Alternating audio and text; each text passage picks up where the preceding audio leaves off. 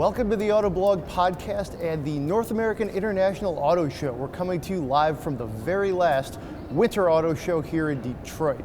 I'm Greg Migliore. This is also going to be our show recap. So, joining me today, we're going to have a cast of editors, including senior editor Alex Kirstein and the other Seattleite, consumer editor Jeremy Korzeniewski. Hey, everybody. Welcome, guys. All right, so we got a lot of stuff to talk about. It was maybe not the busiest Detroit Auto Show we've ever seen, that's for sure, but there was still some pretty cool stuff. We've got our editor's picks coming up a little bit later, and then we're going to bring in Joel Stocksdale and John Snyder. So, big podcast for you. We're going to have fun talking cars. Supra. Let's just start right there. Big reveal. People are really fired up about it. A little bit of a polarizing reveal as well. What do you guys think? Yeah, I mean, Supra, judging from the traffic that we get on the website, the biggest deal, the biggest announcement here at the 2019 Detroit Auto Show. And polarizing is a really good way to put it. We've had a lot of conversations among editors on the good and bad. And if you read through the posts that we've had, and there have been like a dozen of them, you'll see that a lot of our commentators are very sharply divided on the Supra. Just looking at specs, it sounds really cool. We're automotive journalists, we're fans of cars. Of course, we're going to love sport coupes, especially ones with 335 horsepower, 365 pound-feet of torque from a turbocharged inline-six engine. No one's going to be mad about that. Rear-wheel drive platform, everybody's happy about that. Automatic transmission only, that's a sticking point. Especially when you look at the history of something like a Toyota Supra. It's a sports car, no manual transmission. Also, most of the engineering work is done by BMW. And when you think about a Toyota Supra, what do you think about?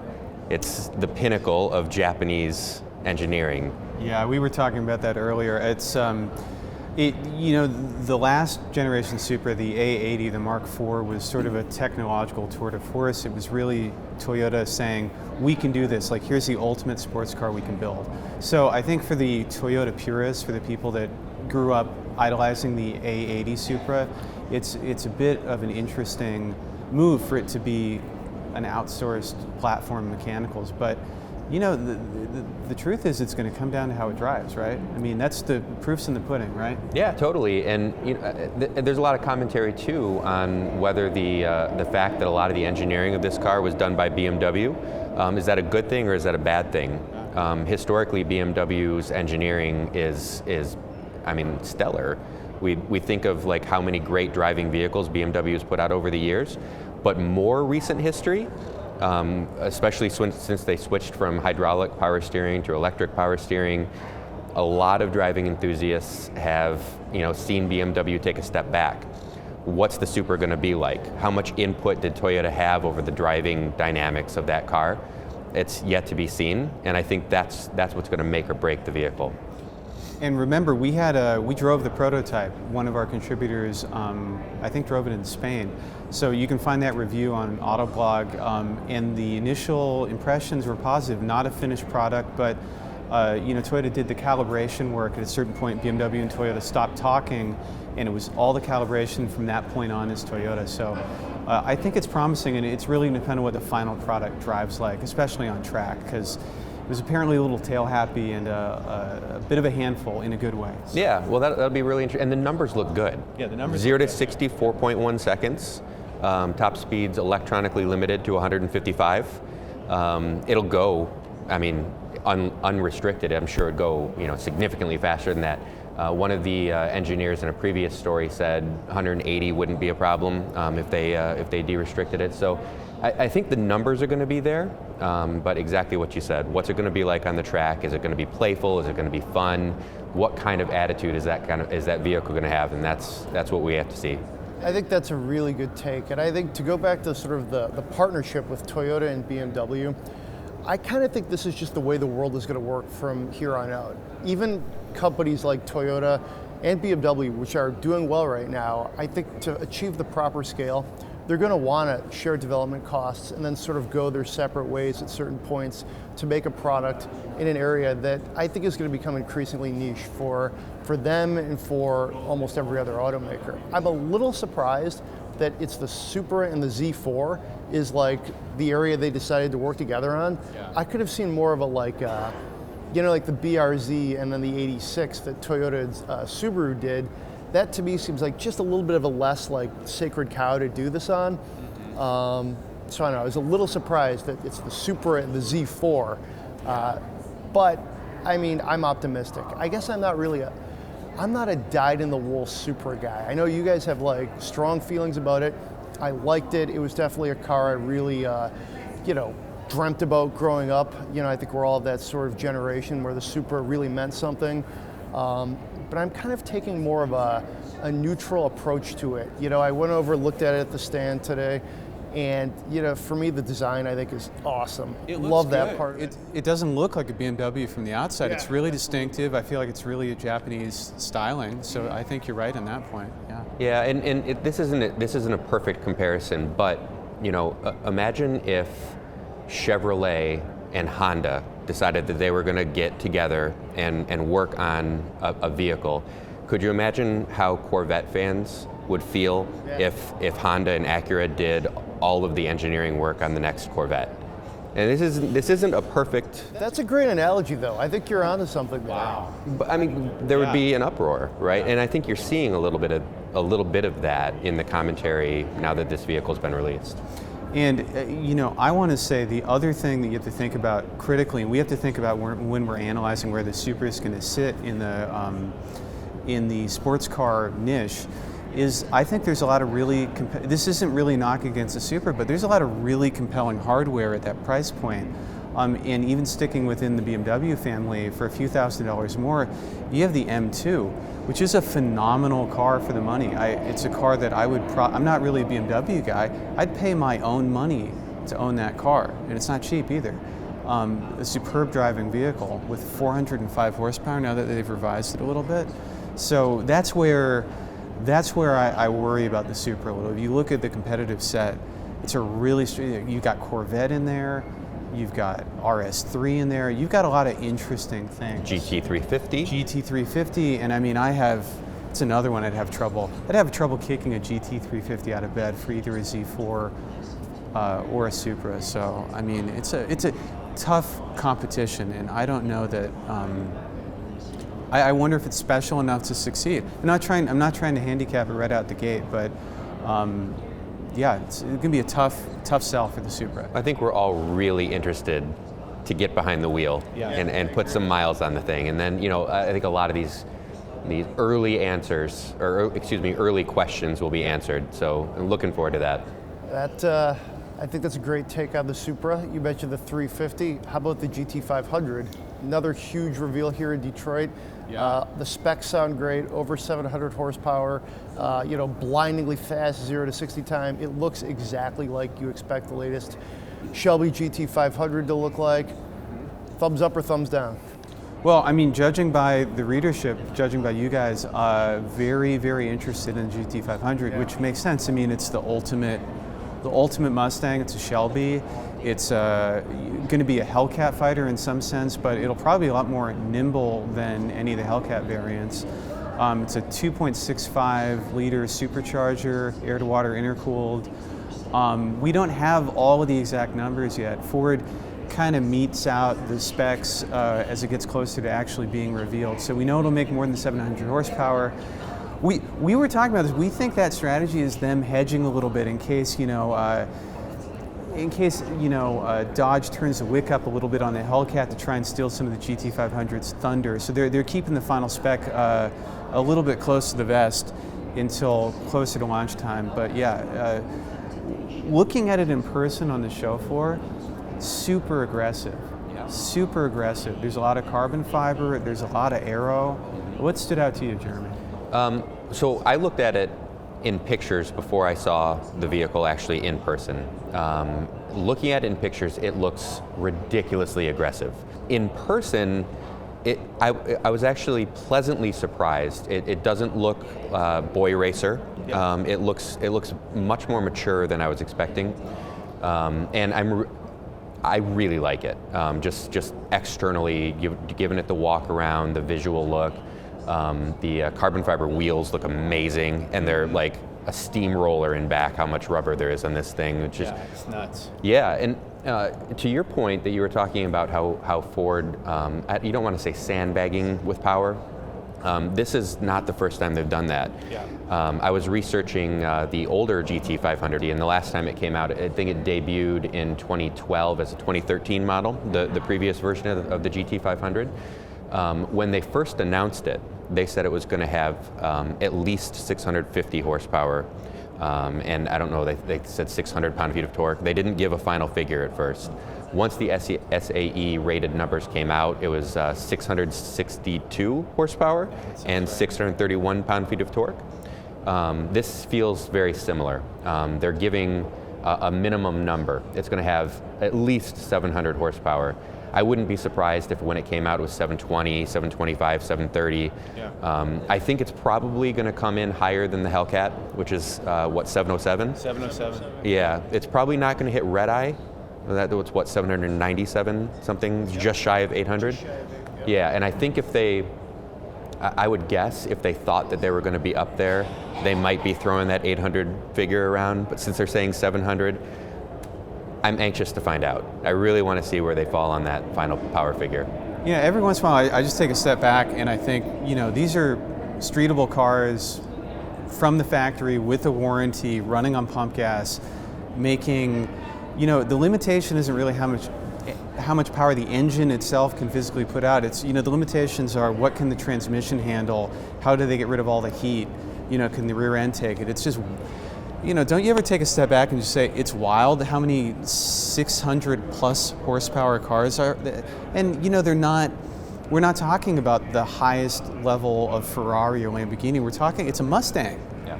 It's like a golden age of horsepower. Did they say anything about the weight of the Mustang? I didn't catch a weight figure. I would assume we're getting that a little later on. But. Yeah, and that's, I think, ultimately what is going to make or break the GT500. We talked about the Supra a lot, about how it's going to drive.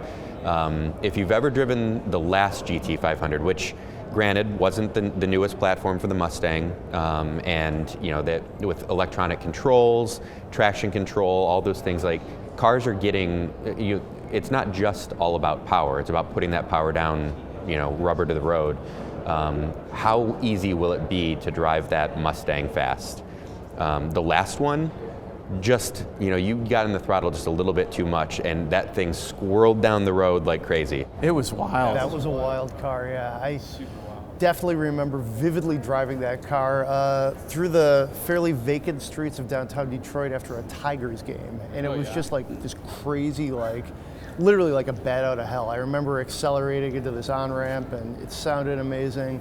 I remember getting real sideways on dry pavement with that thing. It was a little squirrely, so hopefully they address the rear traction issues a little bit. Yeah, and this is no manual transmission as well. Yeah, right. so that's really interesting. It's the dual clutch, related to dual clutch in the Ford GT. So it's a 7-speed dual clutch by Tremec. So, kind of an interesting choice, but I'm sure that there's no manual that in Ford's stable that can handle that kind of power. And also the DCT, and I've driven the Ford GT, you've driven the Ford GT, that's a great transmission. You're talking this much horsepower, honestly, you should be paying attention to what's going on. Having the shift paddles up by the wheel is probably a sensible precaution. I mean, at that point, you're driving something that truly is as capable as race cars were not even that long ago. Yeah. And, to your point, the GT, that transmission is excellent. I have no concerns in the GT500 it's not having a manual. It just seems like the Supra, I'm a little skeptical about that approach, but, this car, all the horsepower, I think it's going to be fine. Yeah. So that's the Shelby. I think we're going to talk more about that a little bit during the awards segment of the show, but one more for you guys. The Subaru WRX Sti S209. That's a mouthful. I think it looked great. What I loved was the older heritage models that were sort of acting like bridesmaids on either side of it until the reveal. Very cool car. If you're an enthusiast, you're going to really like this, but it's also expensive. Yes, super expensive. I'm kind of a Subaru fanatic, sort of, Which in my one do you personal own? life. I've got an 07 WRX, but You know, so a lot of this is, I see this car as being almost like fan service, you know, that phrase is thrown around, something that you do for like the really, really hardcore folks, just like the Type RA before it. But the cool thing about the S line of vehicles is, you know, yeah, the power's increased, 341 horsepower compared to 310 in the regular STI. It's still the 2.5 liter boxer engine. It's an older engine, but it's making good power now. 290 pound-feet of torque.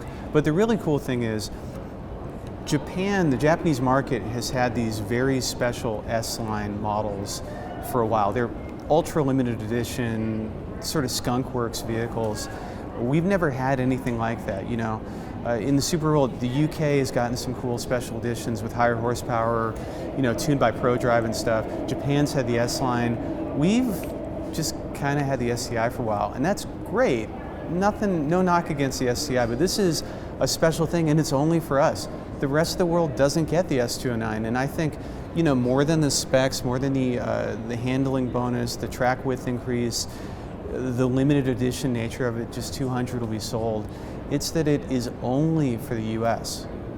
And I think that's kind of neat. You know, that's like, it took us so long to get the STI and the WRX compared to the rest of the world. It's kind of neat to have, you know, at this later date, something special just for us. So I think that's really cool. I'm fired up about it, very much. This seems like the ultimate press car for me, which is kind of a weird thing to say, but it's something I would love to drive, don't necessarily need to own. Yeah, and this is one for the purists. Oh yeah. You know, we're not to go back to Supra. I mean, it is probably the biggest debut at the show. The Supra, you know, in name, this is one for the purists. But then you tell the purists the details, and they're like, I'm not so sure about that. The purists are a little not feeling so great. The Subaru, the S209, exact opposite. This is the car for the purists. You're like, okay, we know we've got a bunch of fans in the United States. We're throwing you a bone. This is exactly what you want. Here it is. Yeah, I mean, I really like that analogy because you explain the Supra to a general sports car enthusiast, and they really get it. It's great spec.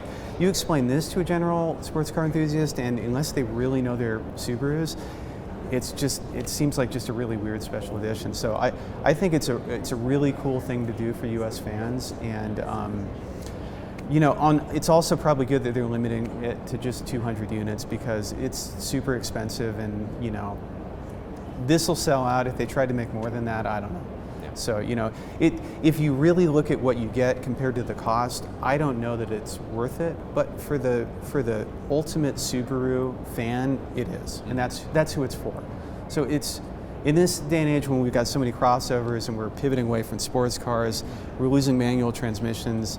It's nice to see something really hardcore for the people that really get it. And I think that, you know, much credit to Subaru. Yeah, and these are, what is the power's 341? Is that 341? These are going to be 341 really usable horsepower. Yeah, absolutely. All-wheel drive, manual transmission. I mean, it's the car, like, of all the enthusiast-oriented cars here in Detroit, it's the one that excites me most. Yeah. I could see spending my own money on this. So yeah, I'm very, very excited about it. I think it also speaks to the strength of the Subaru brand right now, that they can say, hey, we're doing well in crossovers, we're doing well in different segments, but hey, we're still going to play this card for our really hardcore base of fans who want this, and we'll pay the money, and I guarantee they'll sell it out. Oh yeah, it's probably sold out as we speak. Probably is sold out, right. Coming up next, we're going to bring senior editor for All Things Green, John Snyder, and associate editor Joel Stocksdale onto the set to talk about some of the crossovers and the concept cars here at the Detroit show.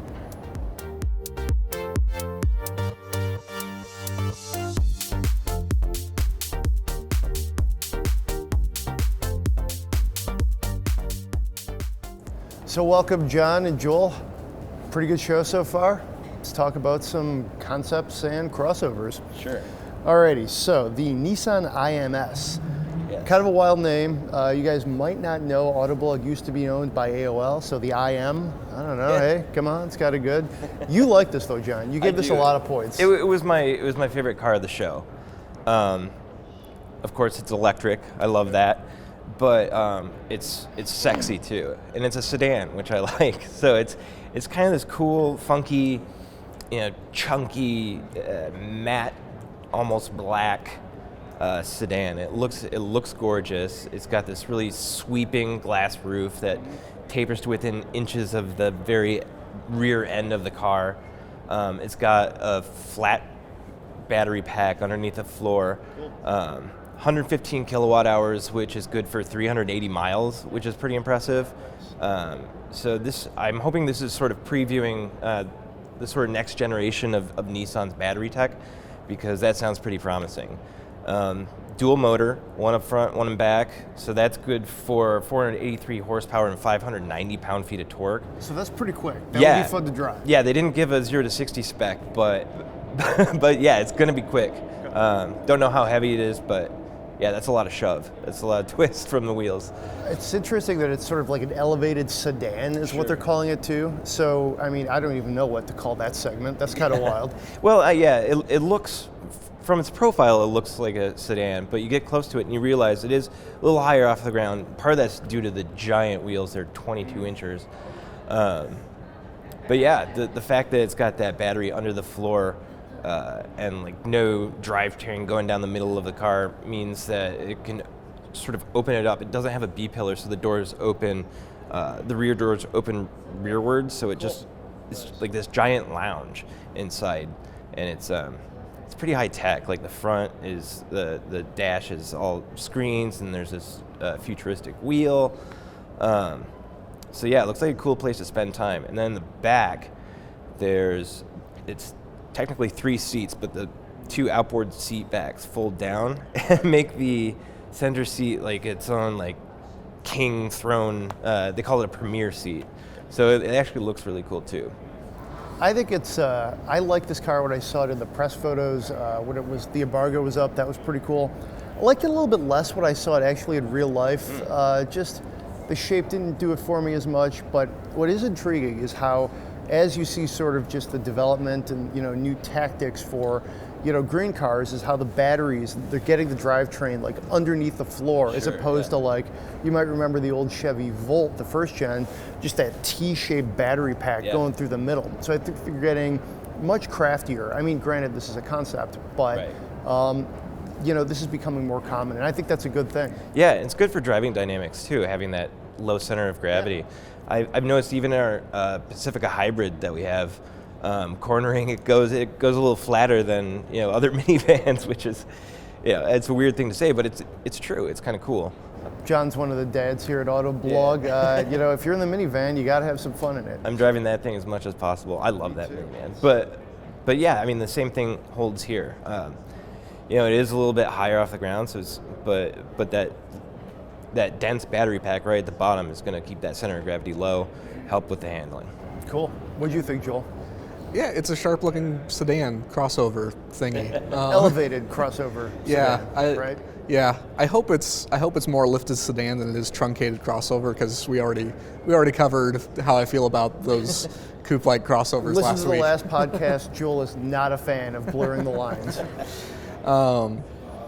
But yeah, actually, it's kind of funny. It's a bit like a futuristic version of the Subaru Outback sport utility sedan and the Volvo S60 Cross Country. The interior has neat features too. It's got these crazy like intersecting cross members for the dashboard and stuff, and it's a neat car. A lot of weird structure and geometry to it. In the inside and on the outside too. There's some graphics on the roof. It's pretty neat. It was a very good concept. Like if you're going to do a concept car, and that's your big thing at the show, do it crazy, do it well. And I do think they did both those things. Again, it's not exactly my flavor of brandy at the moment, but hey, it's cool. It's mine. Yeah, well, it's got me excited about the future. If this is sort of where the thinking lies, at least for Nissan, moving forward, making EVs more exciting, I'm all for this. This does it for me. It gets me excited. So speaking of electrics, the Ford Explorer is now a hybrid, which is a little bit surprising. Joel, you were sort of covering this last week. You did a bunch of stories on it. The Explorer was another huge reveal here at the Detroit show. Not just the regular one, but now there's an ST Explorer with almost unbelievably a track pack, and of course the hybrid version. So take us through that. Yeah, so I guess we'll kick off with the hybrid. And it's very similar to the Lincoln Aviator hybrid. It has the same 10-speed automatic transmission with an electric motor slapped on the end of it. And it has the battery in the same location. The battery sits on the passenger side underneath the passengers. Basically, it's there because it doesn't take up any extra space inside the cabin for cargo or people. It's just convenient to have it there. Unlike the Aviator, it uses a naturally aspirated 3.3-liter V6 as opposed to the Aviator's twin turbocharged 3-liter V6. So instead of 450 horsepower and 600 pound-feet of torque, it has just 318 horsepower. Still, though, that's a little bit more power than the base turbocharged four-cylinder version. Sure. So I think it's intriguing how they're really just the proliferation of the Explorer lineup. I think this is wise for Ford to try to stretch it out, maybe attract some different buyers. And I think they're also actually giving some of their, like, the base Explorer buyer, you know, like the family with the golden retriever and a few kids that's going to need this, yeah, right? And I only have the one kid podcast listeners, but definitely one large dog. I digress. But this is sort of by adding the hybrid or the ST option, you can sort of go down that, you know, that path and think, well, I need the Explorer. I don't know if I really want it, but hey, wait a minute, the ST, that sounds fun. You're willing to spend the money. So I think that's a smart play. The Aviator on which it's based, frankly, I think is gorgeous. I think that's, from a design standpoint, I think that's, obviously it's a luxury car, but I think they really went for it with the Lincoln. With the Explorer design, a little bit more meh on that one. Looks exactly like an Explorer. Yeah. It looks almost exactly like the current Explorer, but that's okay. So it's an important vehicle for Ford. Super critical. I mean, what do you think, Joel? You think they did what they had to do? Yeah, I mean, it's got the mechanicals that I think is going to make it interesting and unique in the segment. I mean, if you want a rear drive 3-row anything at like a reasonable price, your only real option has been Dodge Durango. Sure. And now you've got a competitor, and it's a more modern competitor. It's one that has a hybrid option.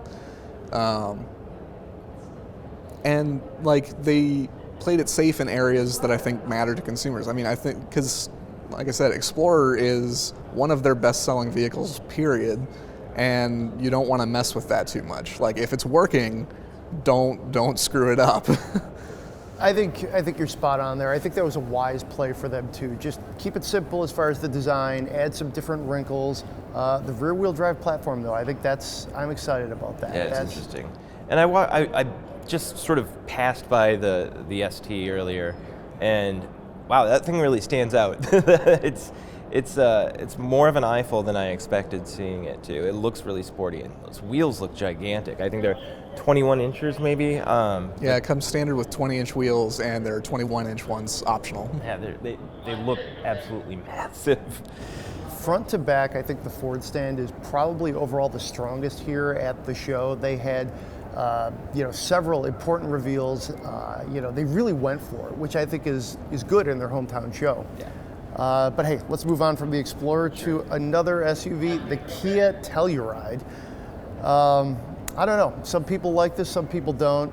I really like the design. I love those like almost floating, really, like the headlights just pop. I think that's cool. The design is vaguely Explorer-esque, which is fine too, actually. But what do you guys think? Go ahead, Joel. So for the most part, I like it. I like that it's a little bit more squared off than a lot of modern crossovers. I like the taillights. I like the kind of like sort of upside down L shape that's going on. Totally see an S90 there. Call me crazy. I see a little bit of Volvo in that. And I've heard a number of people talk about that it reminds them of a Volvo, especially the XC90, which makes sense. They're both kind of this square-shouldered, kind of broad-looking crossover. I'll admit I'm slightly disappointed with the way it looks, just because I really, really liked the concept a couple years ago. It looked even more rugged and squared off, and I liked that it actually had smaller headlights and a slightly narrower grille. I feel like the ones on this one are a little bit too vertical, and it sort of has a slightly more anonymous looking front end. Overall, though, I like the way it looks. I like the interior. It looks kind of similar to the K900, which has a nice interior too. I was a little unsure of it looking at it from photos, but walking by the stand, I was sort of taken by the looks of it. Some of the colors that they have are really nice too. But when I actually sat in one, I was actually really impressed with the interior. Sure, this was I think probably one of the fully loaded versions of it that would, it still cost a lot. But I was really impressed with the fit and finish, the materials, the feeling of like the switchgear and everything. It was just really nice attention to detail on the inside. And it's super roomy. Like there's a lot of space in there, even in the third row. I think for people who can sort of get over the idea that Kia was once a budget brand, they're going to be impressed by this when they sit in it. It's very, very nice. I agree with you, and frankly, you're right. The Kia brand still has a little bit of a ways to go for different kinds of adoption, if you will. But I mean, if you took some of the crazier design elements off this thing and slapped Ford badges on it, sure, you could have told me this is a new Explorer, and I probably would have believed you, because it really is just a big crossover straight out of central casting, and I think that's exactly what Kia needs right now too. And I think it would have actually even made a bigger splash here if it weren't for Explorer. That's a good point. And I think it actually looks better than Explorer too. It's just that Explorer has those mechanical upgrades that make it really interesting to an enthusiast.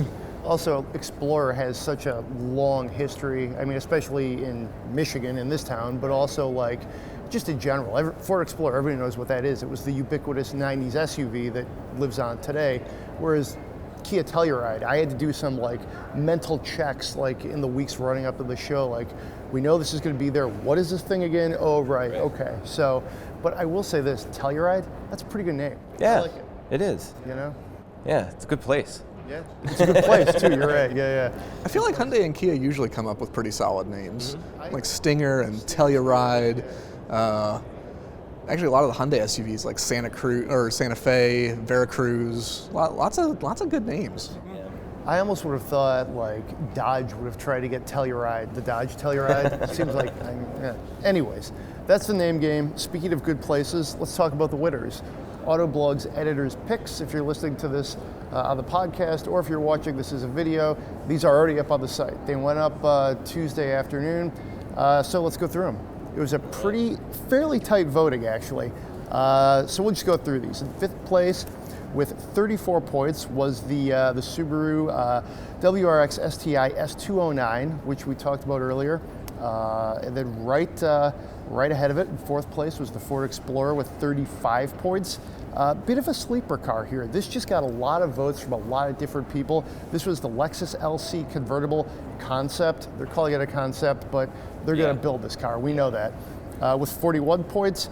Then here's where we get some separation. I think you guys know what's coming next. In second place was the Supra with 48 points, and the Shelby GT500 is your 2019 Autoblog editors picks winner here at the Detroit Auto Show with 56 points. So no surprise there, I think, with the top two. No. I could have seen it going Shelby number 2 and Supra number 1, but I mean, I think it's a great overall result. Shelby GT500, best in show. Yeah, I think it's deserving. I would have liked to have seen something else win, but our green editor probably isn't thrilled to see a car with over 700 horsepower win, but you drove the Demon last year. You drove the Hellcat. Yeah, so, I know. Yes, I do enjoy these cars.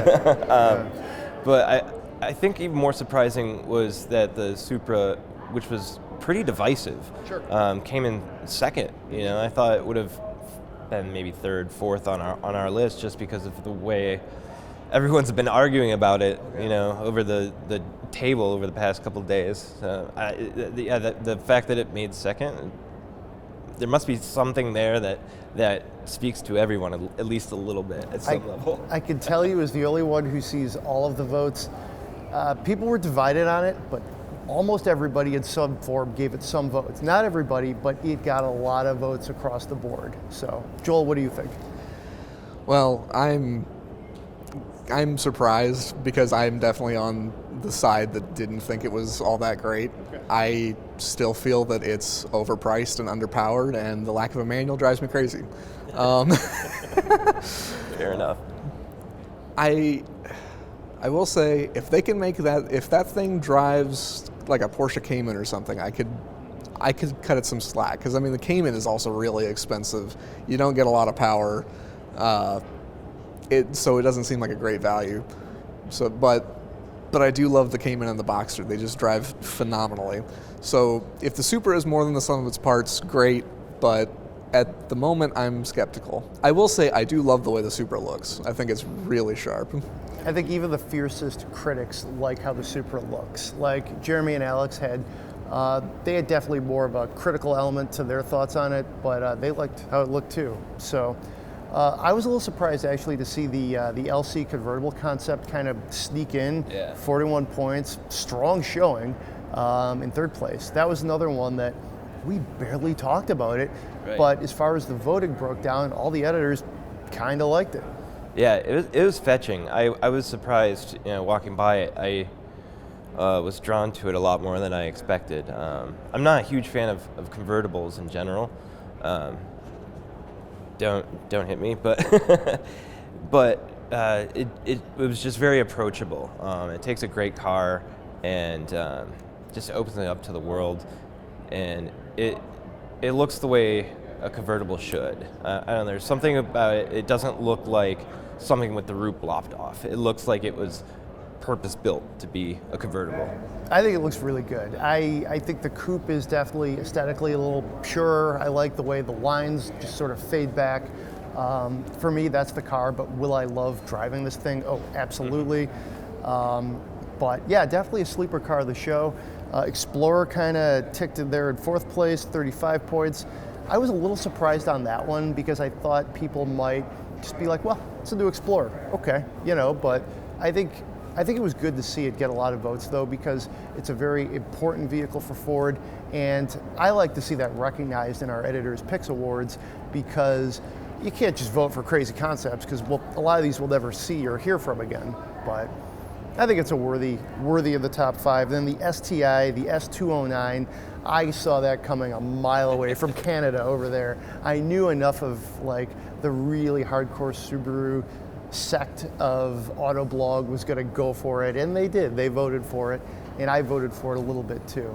I think to me, there's always a car like that at the auto shows like this, especially when we vote for the winners, that maybe probably doesn't deserve to win, but you like to vote for it because it's so much fun, and it just speaks to that like inner enthusiast of all of us. So I like that one too. I'm okay with that being on the list. I'm okay with that too. Yeah, I mean, for me, what made that stand out is that it's not just another STI with a bunch of suspension modifications and things. It's got a real increase of power. It's like an extra 40 horsepower over a regular one. That's not nothing. And like that's nice to see, because I mean the STI has been stuck at 300 horsepower for age. Well, it uses the engine that's basically been around since 2004. So it's nice to see that actually increase. Yeah, they're definitely like the different ways we describe things. That engine is going from like legendary to almost like historic status or something. But I guess we'd be remiss without at least discussing the winner, the Shelby GT500. I think that's definitely a worthy winner. Another one that got votes across the board. People were excited about it to different levels, but I think all of the editors, all of the staffers understood just how significant this car is for Ford and for the Mustang lineup. Definitely a worthy winner, I think. And it's the car that, when I leave the show and walk by someone on the street that sees I'm coming from here, they stop me and ask me about that, and I get home and relatives are asking me about it. That's the car that everyone wants to hear about. It is definitely that, along with the Supra, are the two cars that I will remember the most from the 2019 Detroit Auto Show. All right, so that's it here at the 2019 Detroit Auto Show. It's the last one that's going to be in the winter, so no more ice caps floating from here to Canada across the river over there. John, Joel, thanks for being with me. Thanks for having us. It was a great show, lots of fun. Alex and Jeremy, you guys are already long gone, but thanks for being with me as well. Fun recap, we're going to do this at some of the shows coming up the rest of the year. For those of you listening, Thanks for listening to this week's episode of the Autoblog podcast. Please rate us on Apple Podcasts, Spotify, or wherever you get your podcasts. Send us notes. We'd love to spend your money. Be safe out there. We'll see you next time.